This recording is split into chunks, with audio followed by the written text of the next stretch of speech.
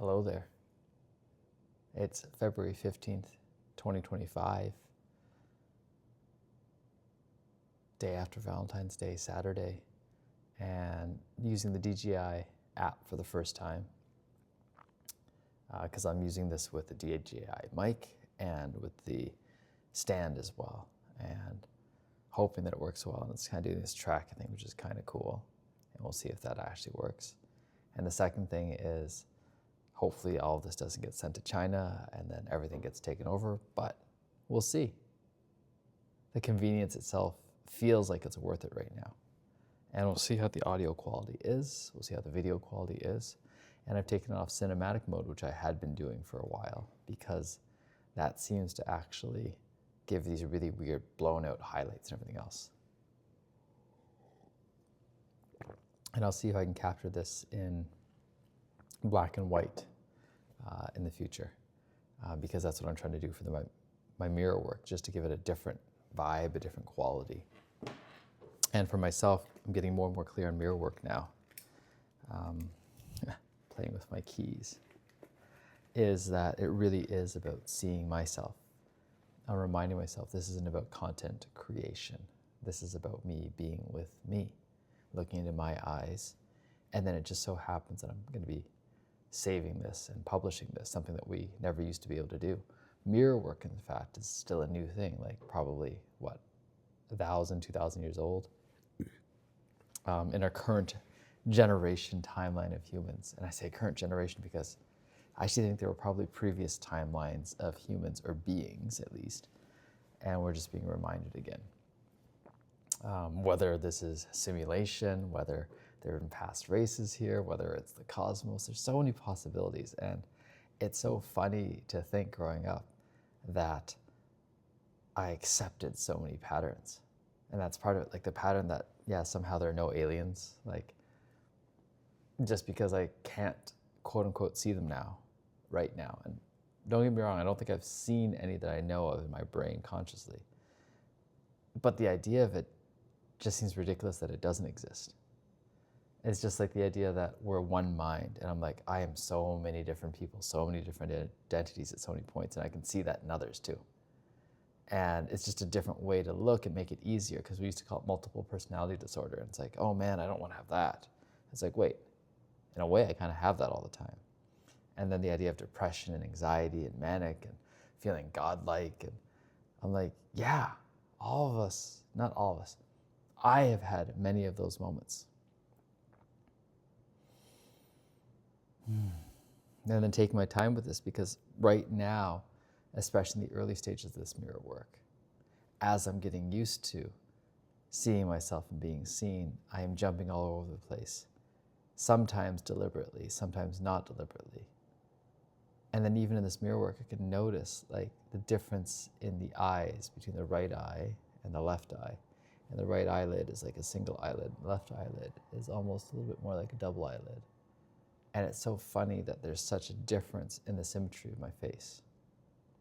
The left eye is so much more open, and it's being able to see myself. And today there's not a bright sunshine, so I'm not squinting as much. And it's interesting just to see. Part of it is we met this amazing healer lately, Candace. She does advanced applied kinesiology, lineage healing, German new medicine, and other trainings. She's had so many trainings. And her way of looking, she's able to see things very quickly. It's just a practice. And for myself, I'm practicing seeing myself first. Actually looking for a change. Because I think for a long time I was looking and not looking. Like I would look if I had to, and I was really good at some things. And not looking because I'm like, I'm just not good at that. And it's okay to be that, and then it's okay to really dive in sometimes. And that's what I realize I do with my breath work. I create spaces where people can really dive into themselves, feel the safety and the unsafety in the moment, feel the comfort and the discomfort.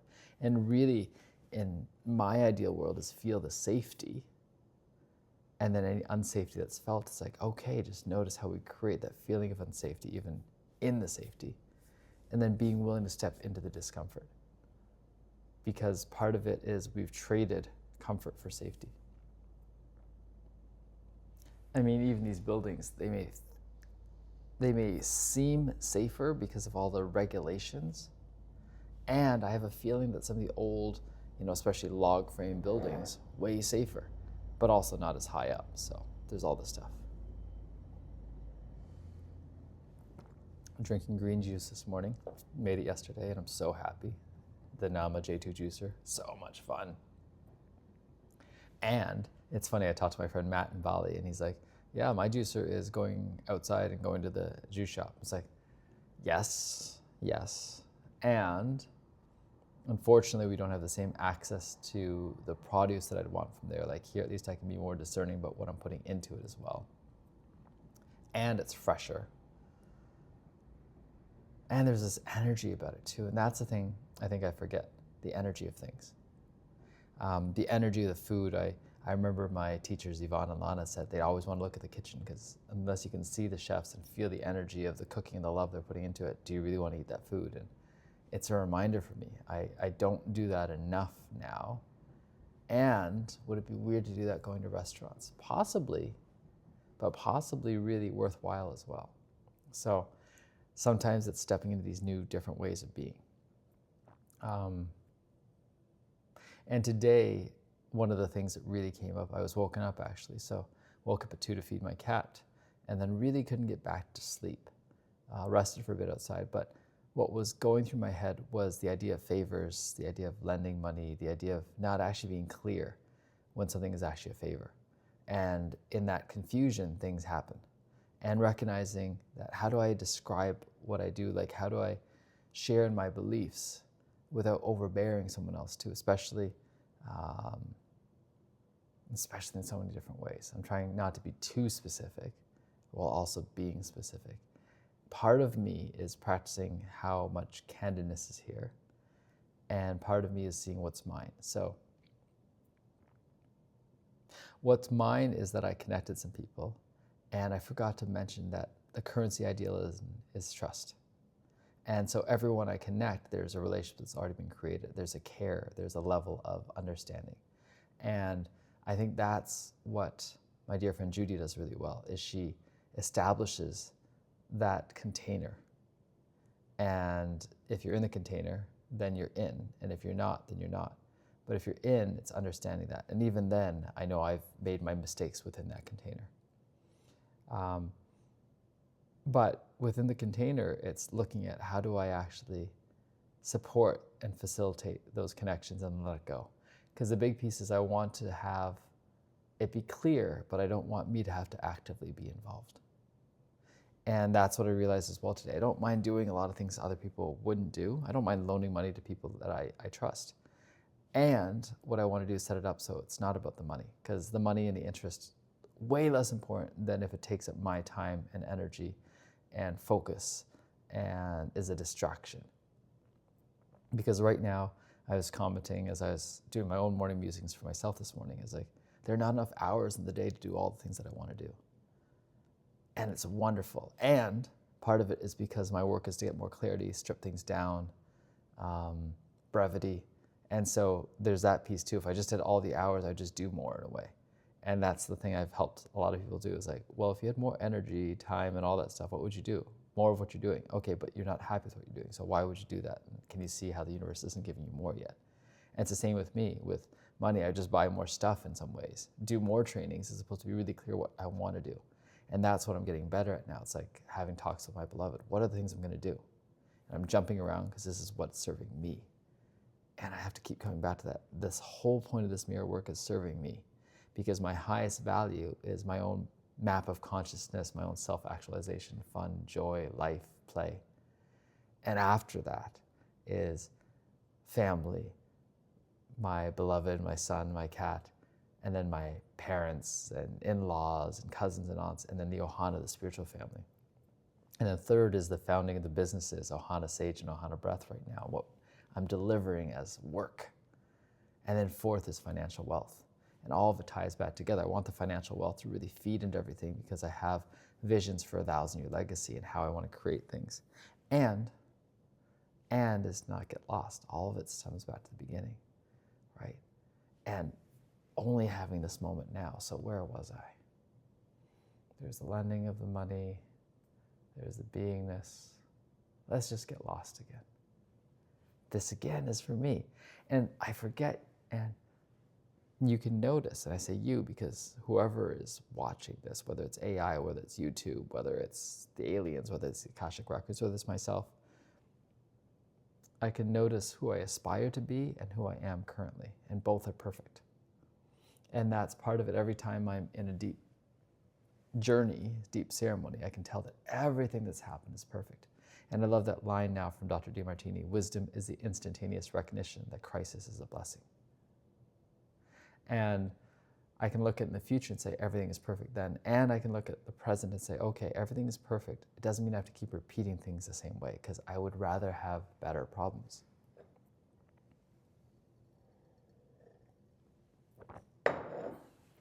And we'll see how much longer I'm going to do this for, because I'm noticing the tightness in my back right now. So I'm going to shift positions. And I might shift positions to standing. That might be it as well. It's just shifting positions to standing and see what that's like. Let's do that. So, let's try standing, because this is, again, for me, which, again, is a new idea. And walking and tracking and letting this track my face. And seeing how that goes. Oh, this is interesting. And if that's the case, then I can walk in any way that I want. And even if I lose the clarity in my face, again, this isn't meant for everyone else. This is meant for me. And right now it's early mornings. That's why it's getting really dark and really light. And if this was for everyone else, then I'd be like, oh my God, this quality isn't good enough. And this is for me. So I'm going through this process of unlearning. That's the school I'm really going to right now. It's a school of unlearning. And that idea came from The Boy, the Mole, the Fox, and the Horse, the little animated book. And I'm recognizing that's the work that I'm doing for myself and for my clients, is helping me unlearn the patterns.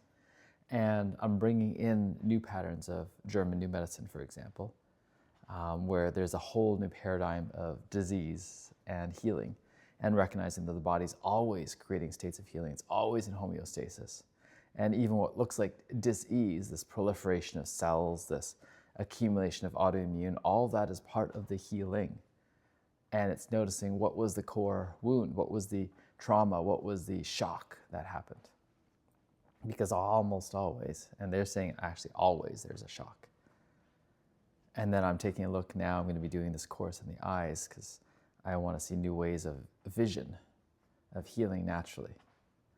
And then there is the idea of the DeMartini method, the breakthrough experience, the values. I'm learning so many things from him and his team and Elena. There's so many different ways of looking and framing the world. And then I'm just imagining, I'm just like, oh my God, there's human design and gene keys and Enneagram and all that stuff. And coming back to all of this is just, how do I actually want to live? How do I actually want to enjoy life? And there's a part of me that's tired. It's tired. It's tired.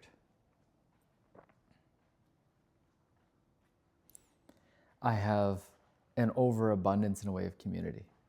And it feels really weird to say that, but it's kind of true. And in that overabundance of community, getting lost. And there's a little bit of a loneliness, and there's a little bit of a jumping around, there's a little bit of hiding. That's, again, part of this work. And that's it. That's part of the reason of making this public as well, is it's easy to hide from me and not be seen. And it's harder to imagine myself being seen. And then knowing that I'm going to stumble, I'm going to fumble. And how to dissolve. And it really is dissolving those layers that have always wanted to hide and be in the shadows. The layers that feel shame and guilt, right? Shame and guilt for all the ways as a teenage boy, the things that we did and do. And then the places that I didn't do, I didn't party as much. I didn't have my waves of rebelling in that way. And there's a part of me that sometimes acts like a little boy now because there's a story in my head going, because I didn't get it then, I get to do it now. And it's just noticing and honoring those parts. And actually getting the support, that's part of the coaching. It's because I want to, and that's the funny thing, it's like, how am I hiring like 3 possibly different coaches, mentors, teachers at once? And it's because there's these different areas of my life I want to address. And in this case, in this frame of mind, in this reference, they're all women, which is interesting. And one of them is a mother already. Another one I imagine wants to be, or I know wants to be, and the third I think wants to be. And it's just noticing all this, and they each have different skills. And then someone in the future I'm going to consider is putting this in my own space is Kathy Courtenay, who taught me circling. And circling, really the beauty of it is just returning back and back to, what did I hear? What did I hear? What did I hear? Because what I say and what someone else hears are 2 entirely different things. Even what I say and what I hear from myself are 2 entirely different things. And now I'm practicing, and as I'm doing this mirroring work more, I'm noticing what I'm saying. Noticing when I want to modulate it right away and say, oh, there's something wrong with what I'm saying. There's nothing wrong with what I'm saying. It's just sharing with me what's actually going on inside. And sometimes I'm not proud of what's going on inside. I say have to, I say should, I say need, I say manipulate, I say gain, I say comparison things, all these things. And then afterwards, instead of feeling shame, it's like, oh, thank you for giving myself clues. And that's the piece about spending time with family right now. I joke, and I don't joke, that spending time with family, one of the greatest gifts is that I get to see the patterns that are probably happening to me and someone else. And as I see that, I can let go of, I lost my train of thought there. Is it okay that I lost my train of thought? I was trying to be too clever.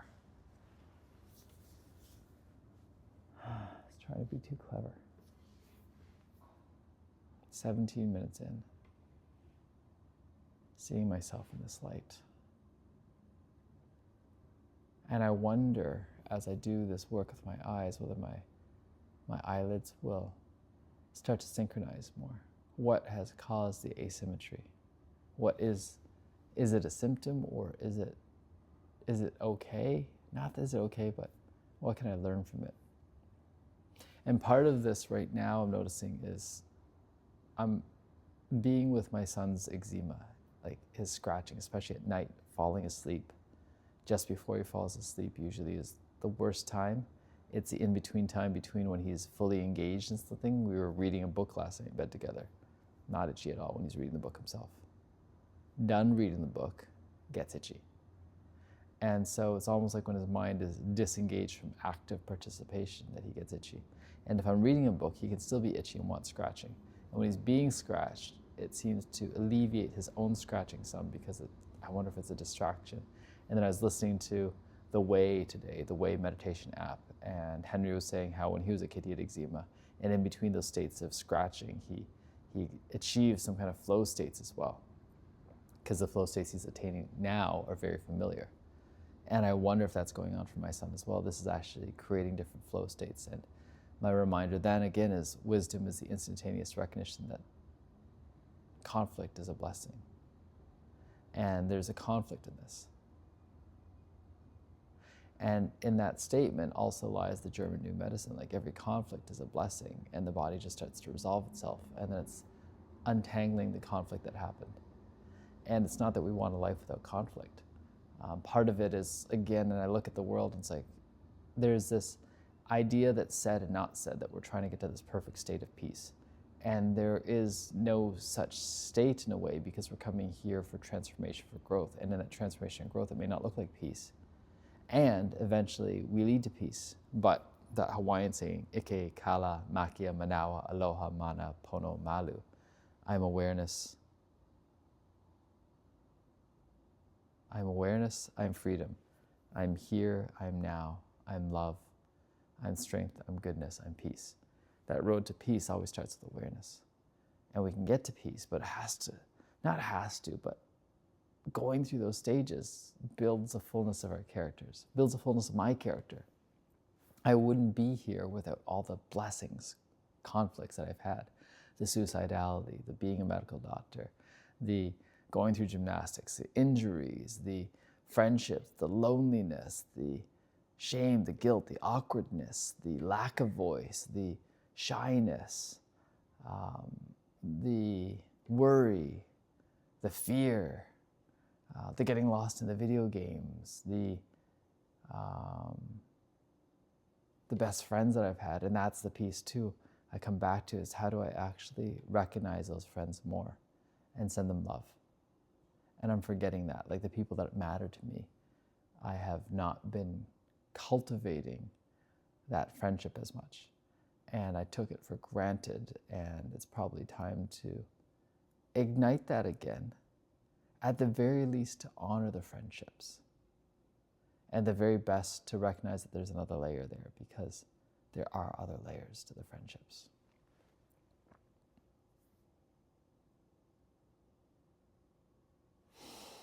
The one that I really am honoring, though, is my friendship with myself, and my friendship with my beloved, and my friendship with my son, and my friendship with my cat, and my friendship with my parents. I'm really honoring those relationships right now. Going back home to PEI this summer and looking at doing it differently and recognizing that wherever we stay, it's going to be okay. That was my part. It's like, oh, it may cost like $3,000 in accommodations. It's like, it's worth it. Home is worth it. And my role is to keep figuring out how to make it possible. How to just make things possible. Make the impossible possible. Impossible unpossuming. And notice when I'm doing that. And what I'm doing better now is not retreating into a dark cave and hiding there and trying to pretend the world doesn't exist. Sometimes I can be with the pain of the world. The pain of being me. The pain of being alive. And that's the thing. It's like every pain is there as a teacher too. The pain of being with someone else who's really strong and clear and direct in saying their no's and this is not right and this is not just.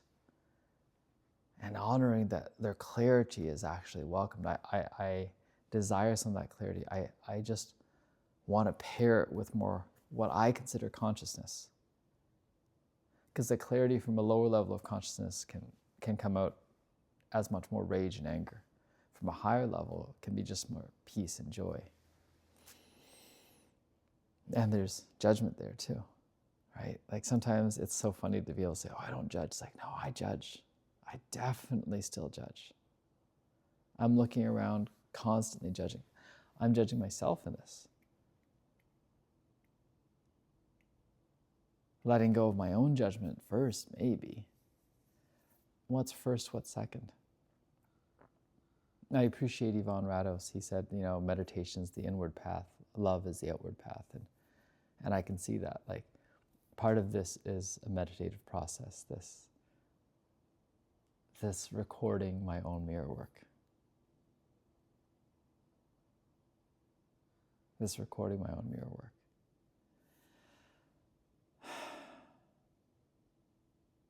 And not hiding from. And practicing, as I'm doing this, I'm learning how to awaken my own channel. There's a lot of thought right now going into the words. And at some points, things will just start flowing out. And I'll get to witness myself flowing out. And I really enjoy those states.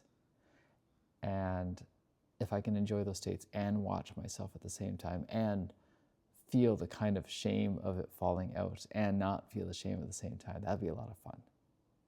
Like a lot of the channels close their eyes and actually, no, that's Bashar specifically. No, he doesn't close his eyes actually, he has his eyes open. He just goes through a process. Or does he have his eyes closed? I think, anyways, everyone gets to do it differently. I get to live this life the way I want to. I get to be with the paradox of, is there even free will, or am I doing this because I was already predestined to do this from the future? Is there a future or past? And that's the part too. If it doesn't, there's real no time then. blah, blah, blah, blah, blah, blah, blah, blah, blah, blah, blah, blah, blah, blah. That's what I learned from the XX camp retreat. It's so funny, it channeled through asking my dear friend Greg there to go blah, blah, blah, blah, every now and then when I got lost in my brain.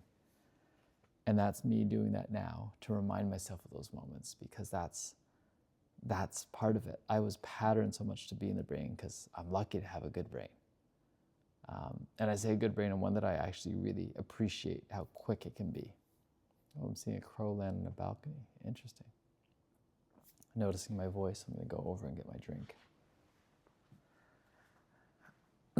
But I don't want to live in my brain anymore, as if that's the only thing that controls things, as if that's the most important locus of control.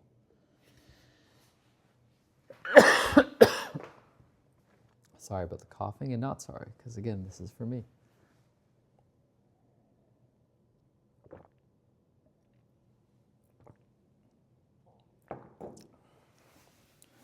And at some point, there will be AI transcripts and AI summaries of all these things. That's probably when it might be useful to someone.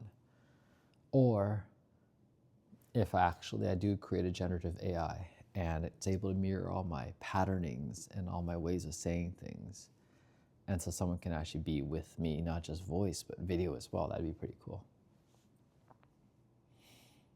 And reminding myself, I was thinking today, is like AI can both create and can destroy right away. Like everything that we have saved, all the things could be wiped out in an instant, whether it's an EMP, an electromagnetic pulse, whether it's a mass deletion. And so saving things offline in different drives is important, even on physical media, even all these different ways. And there's no way to protect everything forever. We've got all this data, and it's proprietary codecs and all that stuff. And it's so interesting. I'm actually going to switch completely over to law. Like there's just so many layers and layers upon fuckery. Like, how do we prove intent, motive, everything else like that? How do we actually look at all these things? And as I'm with it more, I realize that in a perfect world, there is a justice system. And this really is a better justice system than just frontier justice, the way that I've seen it and heard it, and no one feels safe. We want the safety, but we've given ourselves the lie that it's actually truly justice now.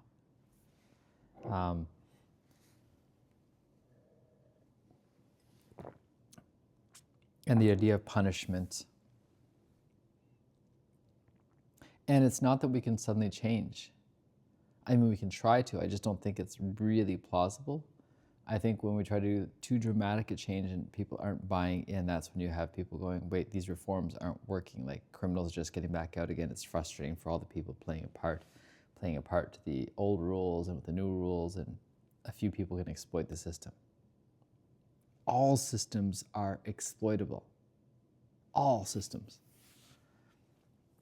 But as well, what's the exploitation on the other side too, right? Overreach, governmental overreach, freezing of bank accounts for no reason, taking of money, taking of freedom. And in that case, that's the place that actually there's more fear right now. And I don't know a better way. It's not where I'm contemplating, but I'm just noticing. And my practice that I have is noticing the things without having to try to fix them. I think before I would pretend not to notice something because then I'm like, I've got to do something about it. And now I'm not giving myself the lie. It's like, oh, once I notice that I have to do something. Awareness in and of itself is enough. And having more awareness is worthwhile. And then not getting trapped in the lie of, oh, I'm reading all this news because I'm trying to create more awareness. That's just reading more news. Even right now, listening to all these podcasts, I've got so many podcasts I feel like I'm behind in, whether it's Alex Hormozi or Peter Crone. Those are two of the big ones that I really love listening to in the past, at least. And now I'm like, oh, I really want to listen. It's like, but there's so much to do. And I've got subscriptions to Gaia and YouTube and Prime and Disney and Apple TV. And how do I do all of this stuff? And how do I just let it go? Just let it go.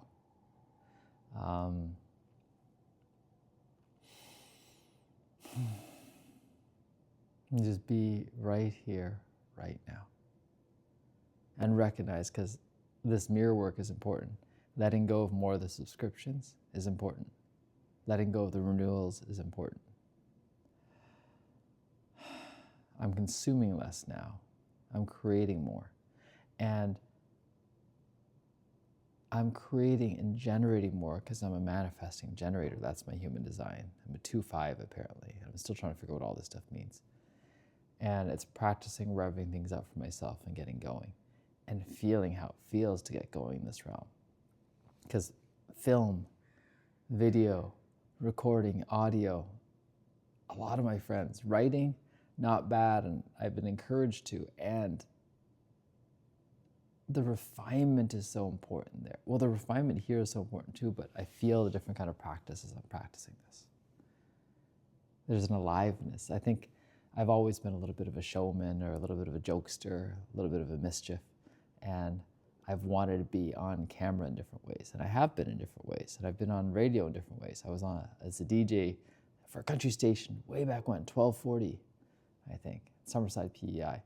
And it's funny because when I listen to my own voice, totally aggravated by it. But apparently, I had a voice that would be good for radio. And part of my practice in this life will be trusting that someone else may actually enjoy my voice, even if I don't. Right now.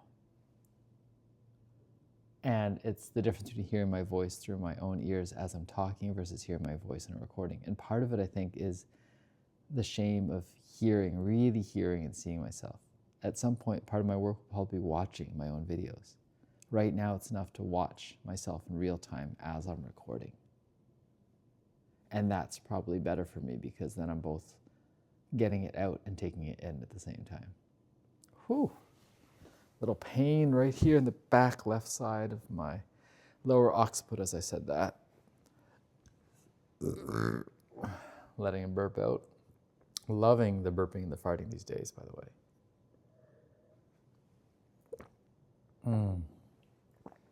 What else is there? What else is there to learn? What else is there to share? What else is there to teach? I'm a genius and I apply my wisdom.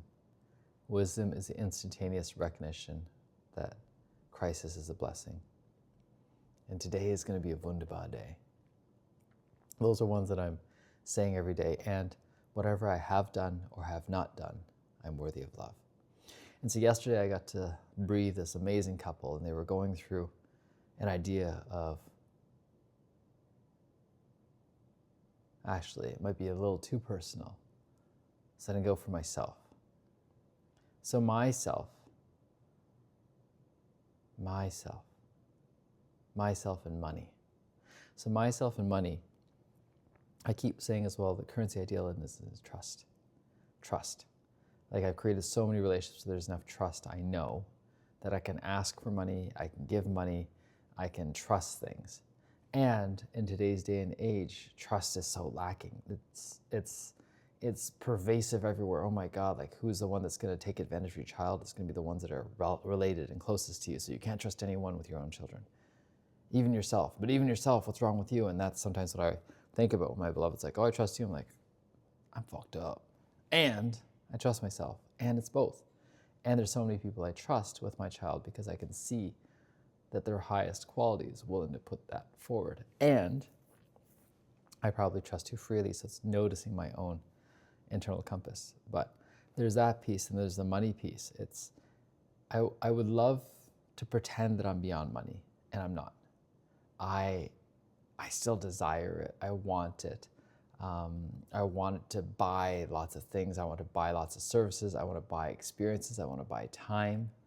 And I recognize right now I'm working on my own clarity, because with more clarity, it will flow more naturally. Right now, there's a part of it that it's like if I won the lottery right now, I'd be like, and it'd be a little too public. And right now, I'm like, how do I really step into it silently, quietly? Like I love Dr. DeMartini. Like he's quietly worth over $100 million, I think. Quietly. And it helps amplify his voice. And it means he can live on this cruise ship with billionaires and everything else and have these crazy conversations and go to every country in the world and teach and fulfill his dreams. And that's what I want. He's like, I want to research, I want to teach, I want to travel. I want my highest values. I really want to keep elevating this consciousness with every single modality I can imagine, the very best, and whenever I want to, and bespoke, and be able to create time for myself and get the support for myself and my beloved so that we actually have the time. And we have got amazing teachers and guides and healers for my son and for children around us. And we're creating communities and co-living spaces. There's all these places. And then recognizing, how do I get the support so it's accounted for properly, managed properly, growing properly? How do we actually have the assets growing? And then taking a step back for a second, saying, what do I really want? Well, in this moment, we feel really rich, which is awesome. We're doing what we want, which is awesome.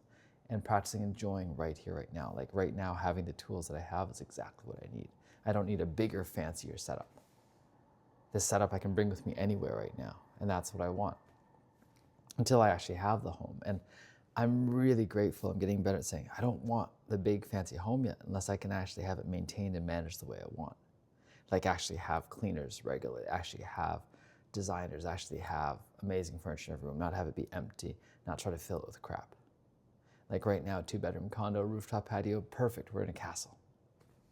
And my eventual castle, I can't wait to have my own fire pit, my own private space that I can go to. I'm not having to think, oh, what if someone comes in right now? I'm gonna pause or stop. That's part of it.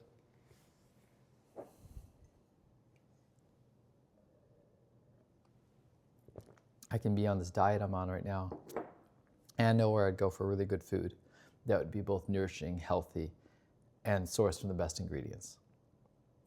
And that's the hard part right now about many of the restaurants. Like you either go super fancy or you don't. And that in-between state, you know that you're getting some substandard ingredients compared to what you'd actually want, compared to what I'd actually want. Like I want to have the best animal fats, oils, grass-fed, all that stuff. And it's very hard. It's very hard. See, these are all the words, notice in the background. It's so ingrained. It's very hard to create that business. It's not. I see myself supporting the creation of those businesses moving forward. They just haven't been created yet, or it's almost like it's trying to happen too quickly. Versus, take a breath. Start slow. Start with someone with really a lot of passion in that field and a lot of clarity and support. And that's part of it for my business right now. There's a fear too. I definitely have a fear. We haven't created a client yet for Ohana Sage.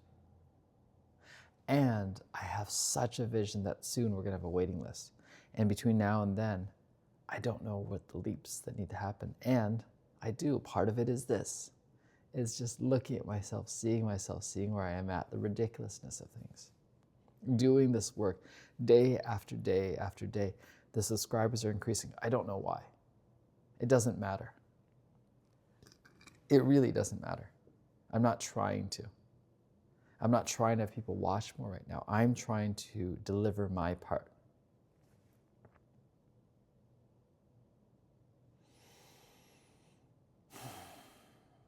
And that's a piece for me.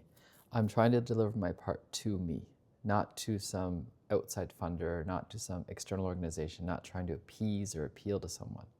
Someone may be appeased or appealed to in the process of this and want to support and want to pour money into this.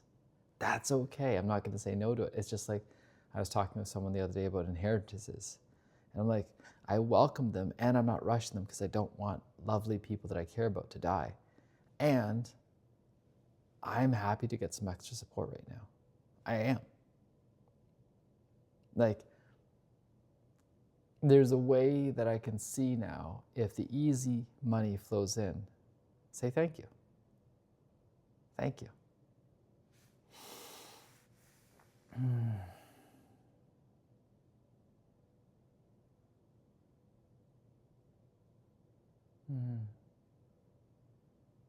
Songs are playing in my head. If I had $1 million, when I was a young boy, I was led astray. Visions of additional pets, looking out into the forest. It's raining again today. It's shifting from that period of so much sunshine. I was really enjoying it. To remind myself now, how do I enjoy this again? the rain, what feels like the bitter cold or the wet cold, not being able to use my rooftop patio the same way, and recognizing how much I want it to be covered as well, because I love going up there. I would love to have some kind of heater I could use year round. And then where do I want to invest all the money right now, right?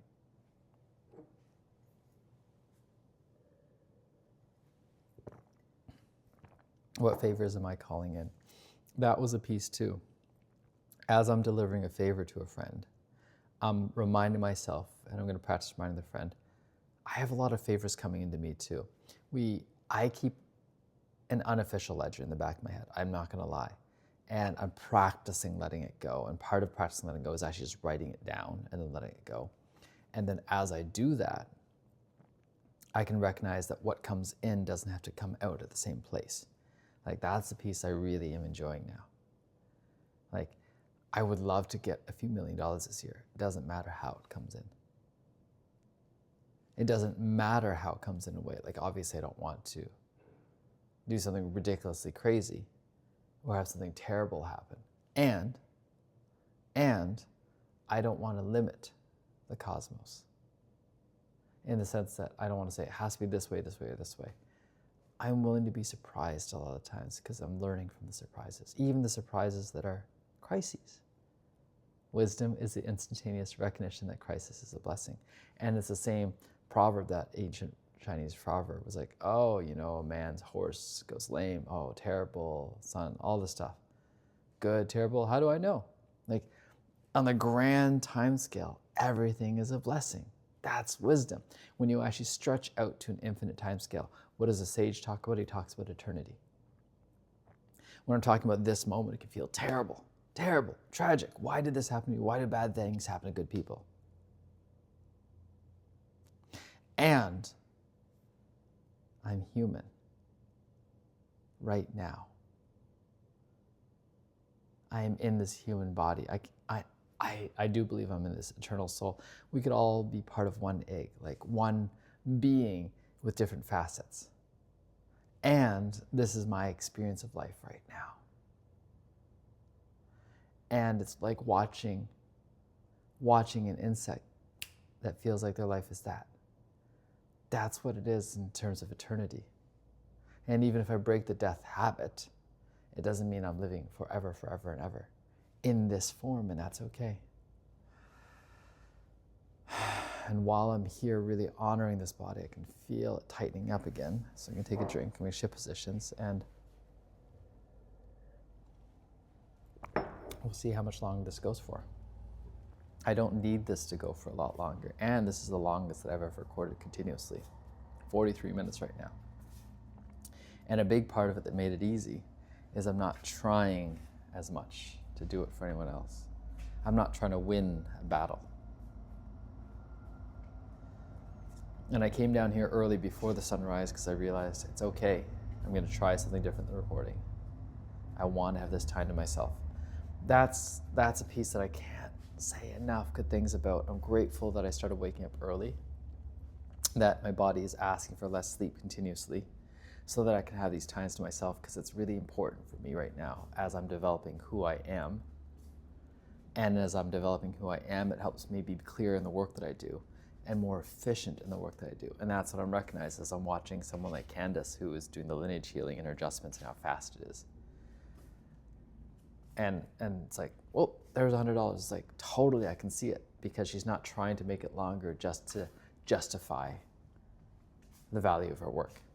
And that's part of it for me, going from a 2-hour breath session to bringing it down. And I can see the wisdom Yvonne Rados was trying to share with me. It's like, oh, if you can bring it down to 45 minutes, then you can charge less. Or I can charge the same amount for that and do more work. And if I can get results faster, that's what the really high net worth people want. So it's breaking out of this time equals money cycle, breaking out of these patterns. And Iris has helped me break out of so many patterns already. Oh my God. Just the patterns of looking at the gas station and playing the game. And I still am playing a little bit the numbers game, going, oh, that's a little bit much. But my default game is gas at half, fill it up. Gas at half, fill it up. And I want to have a full tank of gas, and I want to be backed in because I want to be able to get out of town whenever I need to. That's more important to me.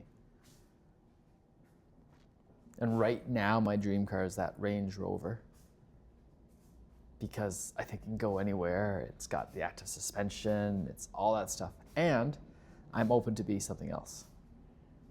And I'm noticing there's such a bias in all these review sites, even something like Consumer Reports. I used to be thinking it's completely objective, and they definitely have some biases against certain kinds of cars. And it's okay. We all do. I do. I have so many biases. And it's just recognizing them and being able to choose. Do I want to keep this bias or not? Do I want this bias for right now or not? Interesting. I'm just noticing some of the statistics here. At the very bottom of the screen, you can see the ISO and the shutter speed that I'm getting while I'm filming. It's showing the battery levels of the camera and of the stabilizer. I don't know if it's showing it of the mic as well.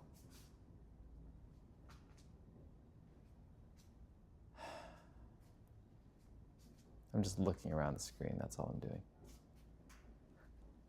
And I forgot for a second that I'm recording, and then my mind went to, oh my God, I'm wasting someone else's time. And let's keep going back to that recognition. I'm noticing the little ends of my eyes on both sides. Okay. And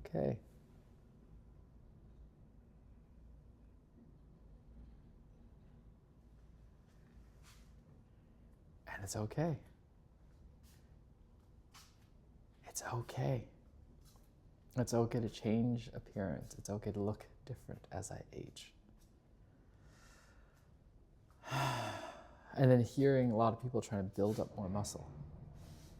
I do find that kind of funny. I do. I find that kind of funny. Or trying to build it up preemptively. Right now, I'm recognizing, how do I keep getting stronger along with my son? And I feel like I'm doing that for a change. I'm actually getting stronger. I'm getting more mobile. I'm stretching more regularly. I used to be able to sit for hours, and I still can, but now I'm reminding myself every now and then, oh, get up and stretch. Oh.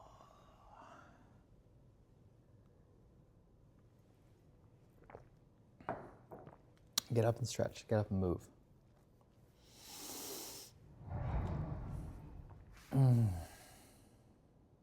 So, here we are.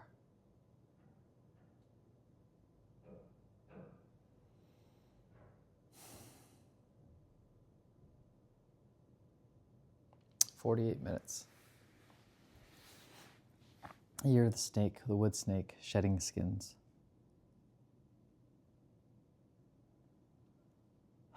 Clarity, my word this year. Simplicity, I think, was last year, the year before. I did 7 times my net worth last year. Pretty much, I don't know if we got to doubling it, because we were at a low with our investments. And really, it was the investments that changed the most, especially cryptocurrencies in the past year with the election of Donald Trump. Super lucky about that. And getting more clear on things. There's an impatience. My head gets lost in its thought for a second. I can see it. It's like trying to go off and say, if I can think of it faster, it'll happen faster, as opposed to be right here, right now. Like recording this for a whole hour and being present with myself. It's challenging. Try it. And if you're curious, try doing mirror work with yourself for an hour. Build up to it, though. That's what I'm doing right now. I'm building up my endurance, my tolerance for being with me. And there's so many stories. I'm telling half-baked stories right now. And eventually, I imagine with doing this work, I'm like, you know what? I've got an hour. Let's tell a full story to myself. from beginning to end like I haven't done before. Right now, I'm like, I've got to get all these ideas out. There's so much, there's so much, there's so much. I remember when I was young, we were starting to ski, and it was cross-country skiing more because downhill skiing was expensive. This is in PEI, so the hills were just tiny little hills.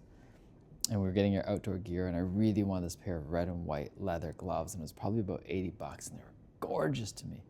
And my parents finally got them for me, and I was so happy with them. I think I lost them on the first ski trip. I was so devastated. And the part that I really heard from that was like, oh, I can't believe you did this. We can't do that. You can't afford to. You're always losing things. And I had it in my head, and I still have it in my head, that I lose things, the things that are meaningful, that are important, that are expensive. And why did that happen? Like, it's like I got the thing that I valued, and then somehow I discarded it, or didn't care enough, or was distracted, or I don't know. There's something there. Like, that crisis is a blessing. And in the moment I couldn't see it. I was just devastated I lost the thing. And why was that the thing? And I'm going back to purchases when I was younger. Like, I had done something to deserve some reward from my parents. It was going to be about $100, and it was either going to be a Game Boy or it was going to be something else. And I wanted a Game Boy, and I got them to talk me into getting a Sony Walkman that had a lot of buttons on it that could play tapes, because music somehow was more important. But I remember just pushing all the buttons and wanting a Game Boy. And I think what I didn't and couldn't figure out how to express was, what are my own values? What are my values? And in that time, it really was playing a game. And even if I ended up not liking it, I would have preferred to have done that. And that's part of sometimes what I'm practicing now with my own son. How can I let him have his choices, especially the choices that aren't harming him in that way? I don't know what thought they had about the harming. And eventually I got this Game Gear later on, and Sega Game Gear, and I didn't play it that much. Like, I played it and then I didn't play it. And made me wonder, like, was it because I didn't have any games that I really wanted? Like, I still have dreams, even in the last month, of having this portable gaming device that I want all these games for. It's like, part of it is, and I've talked to my best friend before, we want to collect games almost. Like, nowadays, like, how often we get to play games? We're just collecting them in a way. And there's a sadness for that little boy. There's a sadness that it felt like a lot of my 20s were quote unquote wasted. Like, I didn't have more fun. I didn't live more. And I did live too. Like, I went rock climbing, ice climbing. I had one of my best friends die ice climbing. Like, we did adventurous things. I wouldn't be where I am without all that. And there are regrets. And there's sadness, and there's judgment, and there's blame, and there's guilt there still too. And that's part of it as I'm getting this far into the smear work now. I'm noticing those are the parts to bring up and to let go of. And it's scary. It's not that it's scary. I feel scared about it sometimes still. There are parts that I know I haven't excavated yet.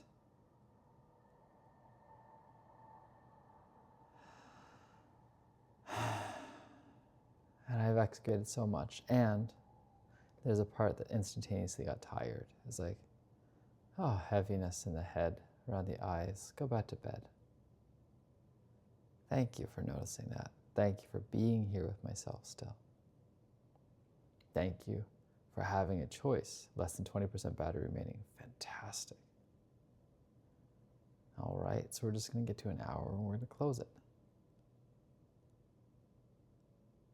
So many things that I've lost. So many times that I've dreamt of something then after that, wanting it, wanting a gaming system but not saying it out loud, and then dreaming, oh, not only are they getting me a gaming system, they're going to know all these games that I want, get them all for me, even though it doesn't make any sense and it adds up to such a high number. And it still happens sometimes in this life. It's like I'm wanting and wishing my beloved or people who care about me to know what I want before I want it. And sometimes it actually does happen now because I'm much more clear and I'm recognizing that. How can I actually make it really easy for people and be consistently clear of the identity I want to take on? And Now it's how do I start practicing letting go of the identities I no longer want to hold on to.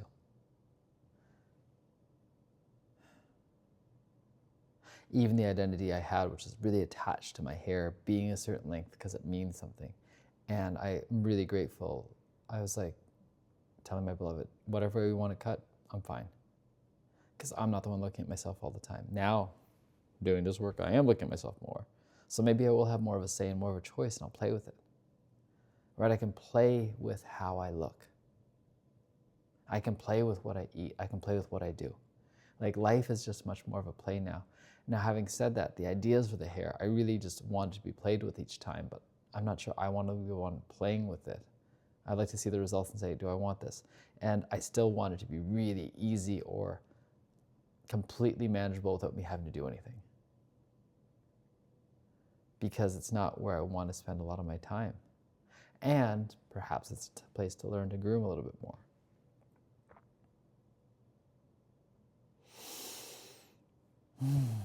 And part of that is even fashion, right? Like, I'm getting to the point where I'm like, oh yeah, I'm happy just getting rid of all my t-shirts and just getting some t-shirts that are all the same color. It doesn't matter to me. Like, it's not like this funny saying is so meaningful to me, and I'm happy for my beloved to start printing off t-shirts that are good to her, mean something to her. That'd be amazing, actually. Let's keep changing things up. And I'm grateful that I'm throwing away more stuff than I ever have. I saw someone saying that, what about the environment? I'm like, I get it. And that is not how I'm going to make my impact on the world, my own personal waste. And then it's like the idea of, well, if everyone thinks that way, it's like, you know what? There's a lot of ways I'm working on to support the world and how they're thinking, being, doing, acting. And part of it right now is how do I support the awakening, the quickening? That's a term that Caitlin came up with and Eric's been promoting, and I can see it, the quickening. Everything feels like it's quicker now, quicker to the singularity. Like right now, I can feel the quickening. And it's reminding me to reach out. And there's a reason why I haven't reached out yet. And just take it slow. Don't get in your way. Take it easy. Yeah. Thank you, thank you, thank you. Thank me, thank me, thank me.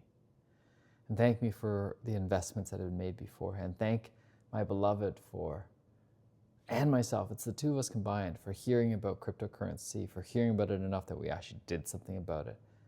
And we'll continue to do something. Oh, someone's coming in now. Hello. I'll stop it now.